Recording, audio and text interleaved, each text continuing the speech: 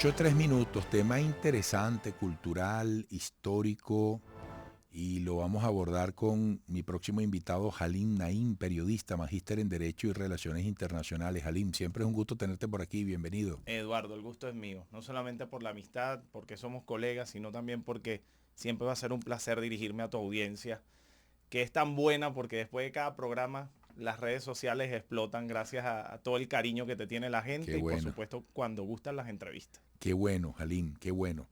Mira, yo pedí esta entrevista porque me parece muy interesante que el mundo entienda qué está pasando en Irán a raíz de esta decisión de suprimir la policía de la moral. Porque además este ha sido un tema muy palpitante, muy vapuleante en estas últimas semanas. Eh, Oye, luce muy trascendente, pero también uno al mismo tiempo dice, ya va, pero ¿hasta dónde llega esta decisión en medio de tanto arraigo que hay en posiciones como esta, ¿no? No solo hasta dónde llega esta posición, sino que es demasiado confuso, hay que entender un poco la historia, Eduardo. En el año 79, cuando el Ayatollah Khomeini toma las riendas de este país a nivel religioso e implementa la norma religiosa dentro del país como manera de controlar, de gobernar, él piensa no solamente en una policía de la moral. Esto lo tiene que hacer en el año 2015, luego de su muerte, la gente que continúa con este ritmo de gobierno, ¿ok? Pero estamos hablando de que eso fue en el año 2005. Y antes del año 2005, ¿qué ocurría? En el año 93 se funda una oficina llamada la Oficina de Ordenar lo Correcto y Evitar lo Incorrecto. Bien, es decir, aboliendo la policía de la moral, siempre va a existir alguien que controle lo que ellos llaman la moral dentro de Irán. Abolir la policía de la moral no significa que no van a haber agentes que van a impartir el orden o el orden moral dentro de Irán, y mucho menos que no van a haber agentes que van a enviar códigos, porque se trabaja con códigos, lo que llaman en árabe mujabarat, no sé realmente cómo le dicen los persas, pero eso es una política muy común dentro del Medio Oriente, de que estos, para decirlo en español, estos chismosos de la moral, van siempre a comentar lo que está haciendo tal o cual persona dentro del territorio iraní. ¿Qué ha pasado luego de esta decisión? El día de ayer, esta decisión se toma el 3 en la noche. Ujú. El día de ayer ya no había personas de la policía de la moral, agentes de la policía de la moral en las calles. Pero una persona en la puerta de un estadio que no tenía el velo bien puesto fue detenida. Caray. Si no hay policía de la moral, ¿quién comenta que esto ocurre? Pero es que no solo se trata de la policía de la moral. Pueden abolir la policía de la moral, pero ¿cómo puedes abolir tu historia? Claro. ¿Cómo puedes abolir que desde el 3 de diciembre, cuando se toma esta decisión, que dices, voy a acabar con la policía de la moral, ya no van a haber agentes en las calles, hay 4 personas detenidas por no cumplir con lo que ellos llaman la moral? Desde el 16 de septiembre, 400 personas han fallecido. 2.000 personas detenidas, 6 sometidas a la pena de muerte. ¿Cómo tú vas a abolir la historia? Halim, tengo que hacer una pausa, por favor. Todas estas interrogantes que tú mismo estás planteando, bueno, ponlas en perspectiva al regreso, para que continúes con un análisis que me parece que es interesante y que le aporta a un debate que será conveniente en todo momento. Volveremos. 8:11. La policía de la moral. Halim Naim, periodista, magíster en Derecho y Relaciones Internacionales. Cualquiera pudo pensar que con este anuncio las cosas podían cambiar sustancialmente en las limitaciones a los derechos de las mujeres, que si la burka, bueno, que si maltratos físicos, un trato prácticamente como cosa de determinadas personas. Entonces, esta decisión no tiene tal alcance, ni se le acerca. No, primero no es trascendente. Hay que entender que si no es la Mm, policía de la moral, pueden existir 100 oficinas más que se encarguen de este tipo de cosas. Número uno.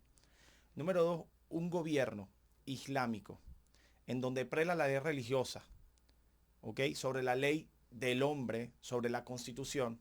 Ya por allí las cosas no van bien y no van a marchar bien para el Medio Oriente mientras esto siga existiendo. ujú. Pero por otro lado, Eduardo, yo quiero que entendamos algo.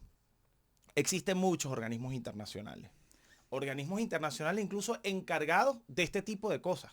Por ejemplo, está la Organización para la Cooperación Islámica, en donde se toman decisiones trascendentes, obviamente de carácter propositivo solamente, no son vinculantes, porque para vinculantes solo el Consejo de Seguridad y la Corte Internacional de Derechos Humanos. Pero la Organización para la Cooperación Islámica ha tomado decisiones trascendentes importantes respecto a estos temas. ¿Por qué no se hace con Irán? La Organización de las Mujeres Islámicas, por ejemplo, ¿por qué no ha tomado una decisión o no ha propuesto cosas a Irán respecto al tema de las mujeres? ¿Qué pasa con la Organización de Naciones Unidas? Artículo 33 de la Carta de Naciones Unidas. Resolución pacífica de las controversias. Esto es una controversia. ¿Por qué no entra en discusión en la Organización de Naciones Unidas? El Consejo de Derechos Humanos. Pero más allá de eso, en el año 1998, se toma una decisión en Roma importantísima. Se crea un estatuto, Estatuto de Roma, que contempla 4 delitos penales internacionales, que cualquier individuo del mundo puede ser juzgado por estos 4 delitos. Y estamos hablando de crímenes de lesa humanidad, crímenes de agresión, crímenes de guerra y genocidio. No existe agresión en Irán. No existen crímenes de lesa humanidad en Irán. ¿Por qué no se toman decisiones de acuerdo a este Estatuto de Roma del año 1998? ¿Qué pasa con la Corte Penal Internacional que fue fundada en el 98 para abolir aquellos tribunales ad hoc? ¿Por qué Irán no es tocable? ¿Por qué Europa solamente hace una sanción en contra de Irán? Y esto es una gran incógnita que la gente no sabe responder porque no se han adentrado realmente a la historia y a la geopolítica. ¿Qué pasa con Irán? Irán tiene el control del estrecho más importante del mundo, el estrecho de Hormuz. Un Irán enfadado podría ser un código latente para la activación de una tercera guerra mundial. ¿Y para qué nace la ONU en 1945? Para abolir la posibilidad de una tercera guerra mundial. Y abolir la posibilidad de una tercera guerra mundial es no molestar a Irán. Pasa por ahí. Por allí. Por ejemplo, la gente me dice, pero también hay un conflicto entre Rusia y Ucrania. Para mí no es un conflicto que nos vaya a llevar a una posible tercera guerra mundial. Pero cerrar el estrecho de Hormuz, impedir el 64% del petróleo que sale a Europa. ¿Por dónde va a pasar el petróleo? ¿Por los piratas de Somalia? ¿O cómo se va a enriquecer Europa si el 64% queda bloqueado por un pequeño buque que va a atravesar Irán en un pequeño estrecho? 24 horas tendría Europa para empobrecerse. Y recuerden que si a Europa le da pulmonía, también a Estados Unidos le da gripe. Y la geopolítica empieza a tener golpes importantes a nivel económico y después de la Guerra Fría vivimos en una era financiera. Si a nivel económico tenemos golpes tan importantes como el bloqueo del 64% del crudo que llega a Europa, yo creo que eso sí es una amenaza latente de una guerra mundial. Lo cierto es que yo temo que ocurra con Irán y el tema de las mujeres en Irán, lo que ocurrió en su momento con Siria. El conflicto de Siria comienza en 2011 y se activa la Organización de Naciones Unidas para hablar de Siria en mayo del 2013, 2 años después, con una diáspora inmensa, con una cantidad de muertos impresionantes, con los crímenes de lesa humanidad a flor de piel, y ahí tienen a un presidente, Bashar al-Assad, que no ha sido juzgado por ningún tribunal y que sale y entra de Siria a cualquier país del Medio Oriente sin necesidad de estar pidiendo permiso o sin necesidad de ser perseguido por la Corte Penal Internacional porque no se abrió ninguna investigación eficiente. Entonces es allí cuando evaluamos que la geopolítica realmente desde la concepción de la ONU y todos los organismos subsidiarios no se concibió de manera correcta. Y esto que estoy diciendo va a sonar muy controversial, sobre todo para mis colegas analistas internacionales. Sí, es Halim, el que siempre habla de temas internacionales, el que les está diciendo que no se concibió de manera correcta, porque de haberse concebido de manera correcta, luego de la creación de un organismo para evitar la Tercera Guerra Mundial, que no pudo evitar pequeños focos de guerra más largos que una guerra mundial, como por ejemplo el conflicto entre Israel y Palestina, o grandes conflictos dentro del continente africano, o la guerra entre Rusia y Ucrania, o la intención de posesión de 17 países por parte de Rusia, y hoy lo que ocurre en Irán, que es un posible foco de guerra más grande, definitivamente no fue concebido de manera correcta y perfecta este organismo internacional. Tú estás describiendo una situación irremediable, o por lo menos difícil de canalizar, porque te has ido bien atrás en la historia, hasta la creación y el propósito con el cual fue creada la Organización de Naciones Unidas. Y si hacemos esa revisión por la que nos ha llevado, es frustrante el resultado, ¿no?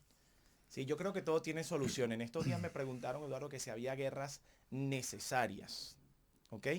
Y yo dije, hay guerras que han tenido resultados positivos, ¿ok? Por ejemplo, Alemania es quien es gracias a una guerra. Pero pregunto, ¿sin la guerra no hubiese logrado los mismos objetivos? Pues claro que sí, ¿ok?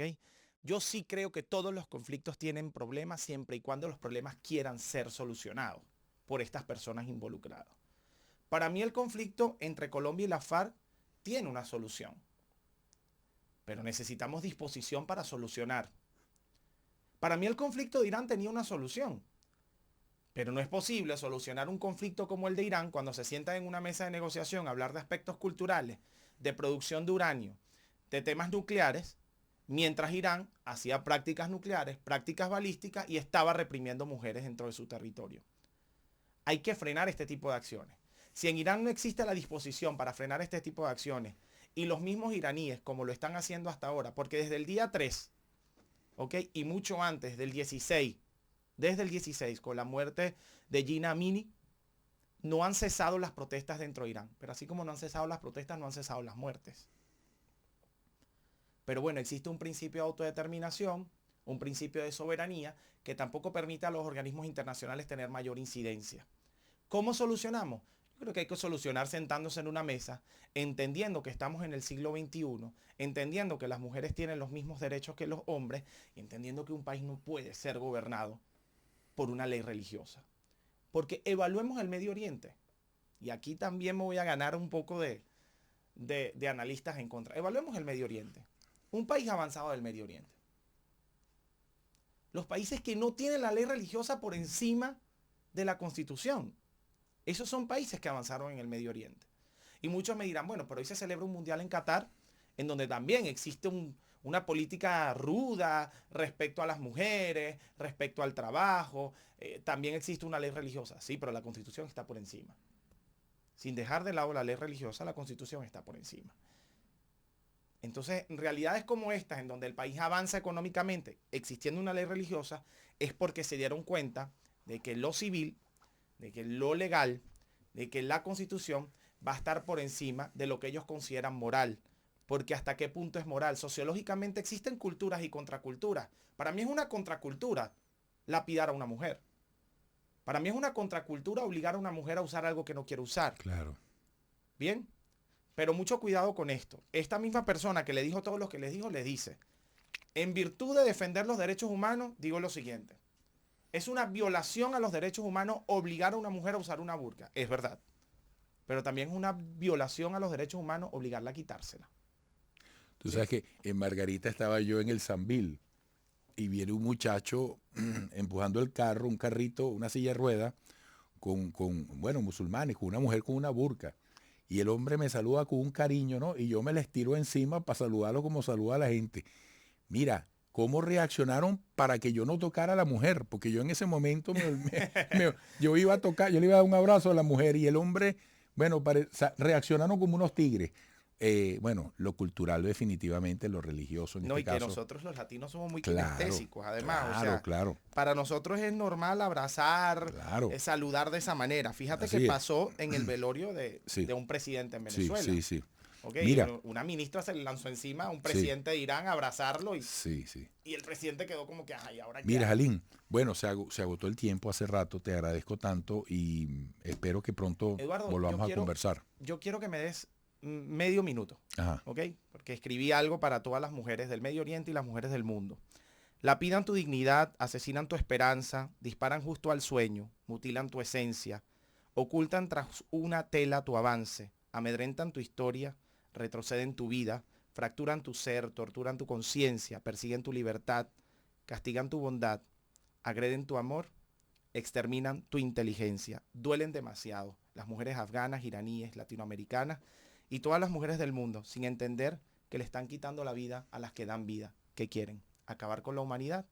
Y ese es el mensaje para el mundo, no solo para Irán. Porque si Irán está haciendo lo que está haciendo, sí, tiene mucha culpa, pero el mundo también tiene culpa de permitírselo.